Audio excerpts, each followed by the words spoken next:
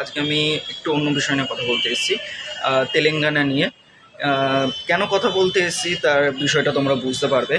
কেন আমি একটুখানি ওইখানকার লোকাল পাবলিকের সাথে যাতে সাপোর্ট করতে পারি, তার জন্য এই ভিডিওটা বানানো।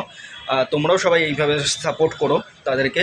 কেন আমরা যদি না সাপোর্ট করি জঙ্গলটা বাঁচবে না, আর পশু পাখিগুলোও কোথায় যেতে পারবে তাও কোনো ঠিক নেই। প্রায় 400 একরের জমি, ওতে জঙ্গলটা রয়েছে 400 একরের মধ্যে।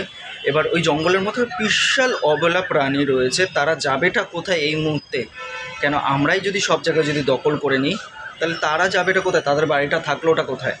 আমি জানি যে রাত্রিবেলা দিনের শেষে আমার নিজের একটা বাড়ি আছে, আমি সেখানে যেতে পারবো, কিন্তু তাদের বাড়ি যদি এবার আমরা যদি কেড়ে নিই, সেটা তো কিন্তু ঠিক না। কেন সরকার করছে যে ঠিকই, কিন্তু সরকারকে কিন্তু আমরাই কিন্তু দিয়েছি ক্ষমতা। এবার সেইটা কিন্তু আমরাই কিন্তু পারি ক্ষমতা তাদের কাছ থেকে নিয়ে নিতে। কেন আমরা লোকাল পাবলিক, এইটুকুনি সবাই মাথায় রেখো।